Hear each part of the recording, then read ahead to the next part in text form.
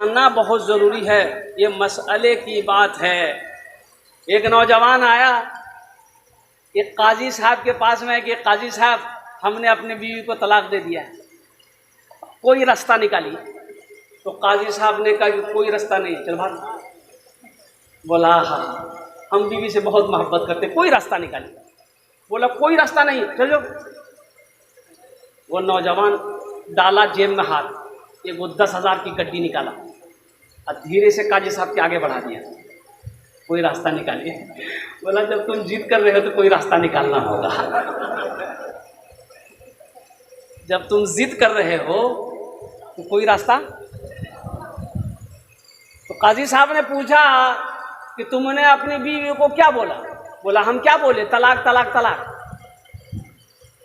बोलो तुमने छोटी काफ से तलाक दिया है, असल लफ्ज तलाक का है कि तलाक तलाक तलाक, इसलिए तलाक नहीं दी, जाओ मजा ले।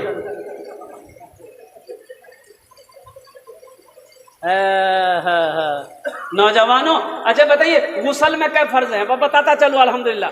गुस्ल में क्या फर्ज है? पहला फर्ज क्या है? कुल्ली करना, कुल्ली करना। हालांकि गरगरा करने का हुक्म भी है, गरगरा करे।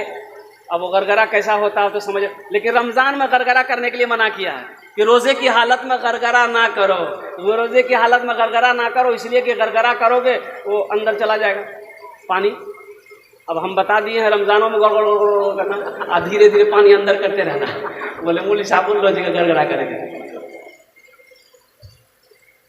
गुस्ल में 3 फर्ज हैं। पहला फर्ज गरगरा करना, कुल्ली करना। दूसरा फर्ज नाक में पानी चढ़ाना, कहाँ तक? जहाँ तक नरम गोश्त है, ताकि अंदर भी भीग जाए। और तीसरा फर्ज है सर से लेकर पैर तक पानी बहाना। ये 3 फर्ज गुस्ल में है। और वजू के अंदर में 4 फर्ज है। वजू के अंदर में क्या फर्ज है?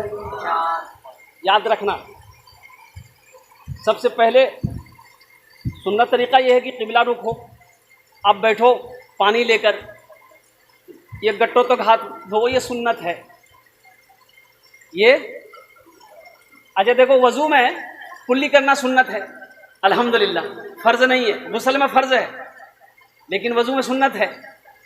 पहला फर्ज जो वजू में है वो चेहरे का धोना है। किसका धोना है? कहाँ तक? चेहरा किसे कहते हैं? चेहरा कहाँ से कहाँ तक है? ये पेशानी के बालों से लेकर ठोड़ी के नीचे तक, यहाँ तक नहीं, ठोड़ी के नीचे तक, ये कान की लो से लेकर दूसरे कान की लो तक, ये पूरा चेहरा है। क्या फर्ज हुआ? अरे बोलो भाई, क्या फर्ज हुआ? एक। दूसरा फर्ज है हाथ धोना। ये हाथ कहाँ तक धोना है? जहाँ तक मन हो, लेकिन कम से कम इससे ऊपर होना चाहिए। अल्लाह के रसूल सल्लल्लाहु अलैहि वसल्लम इरशाद फरमाते, कल क़यामत के दिन में तमाम अंबिया किराम अलैहिमुस्सलातु व तस्लीम की उम्मत होगी, मेरी उम्मत करोड़ों में होगी, पहचानी चली जाएगी। तो साहबा ने पूछा कि या रसूल अल्लाह, 1 करोड़ में आपकी उम्मत होगी, कैसे पहचानी जाएगी? तो अल्लाह के रसूल ने इरशाद फरमाया कि वजू, जब मेरी उम्मत जब वजू बनाएगी ना, जब चेहरा धोती है, हाथ धोएगी मेरी उम्मत, पाँव धोएगी, तो नमा वजू की बरकत से, वजू की बरकत से कल क़यामत के दिन उसका चेहरा चमकता हुआ नजर आएगा, उसका हाथ चमकता हुआ नजर आएगा, उसके पैर चमकते हुए नजर आएंगे। वो करोड़ों अरबों के मजमा में भी रहेगा, पहचान में आ जाएगा कि उम्मत मोहम्मदिया है। सुभान अल्लाह, सुभान अल्लाह, सुभान अल्लाह, सुभान अल्लाह। बात समझ में आई? मस्जिद के बगल में एक आदमी भैंस पालता,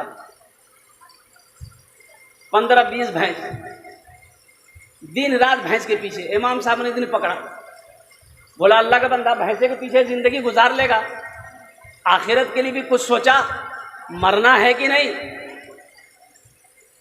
बोला इमाम साहब क्या करें, नमाज के लिए तो टाइम नहीं है, इसलिए कि ये भैंस चारा खिलाते हैं, जंगल लेकर जाते हैं, चरा कर लाते हैं, फिर रात में इसकी खिदमत करनी पड़ती है, सोने का टाइम नहीं मिलता, नमाज कहाँ से पढ़े?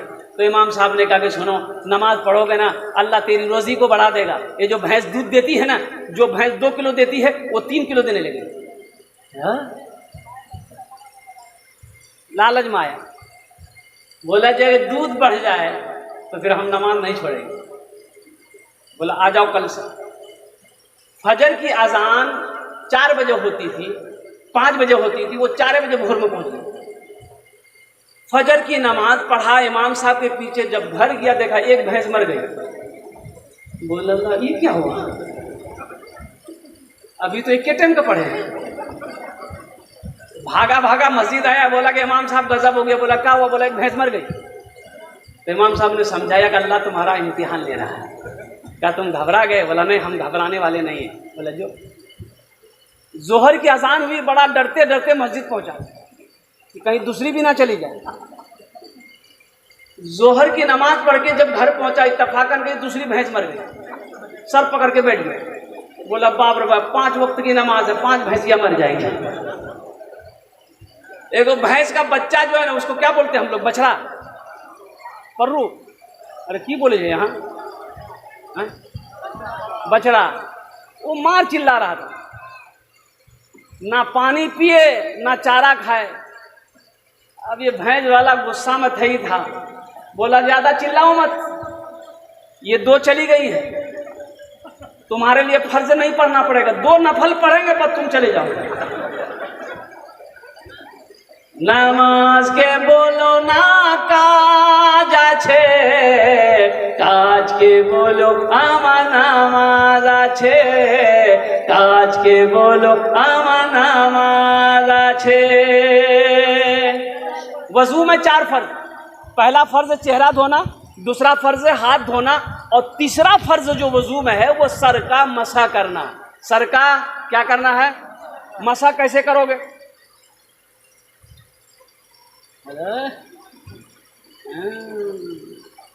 परवान जाओ। लड़का खपड़ी का तल्ली है, लेकिन बिहा जब करेगा पूछोगे कैसी लड़की चाहिए, वो एकदम खूबसूरत रहना चाहिए। अब वो खुदे खपड़ी का तल्ली है।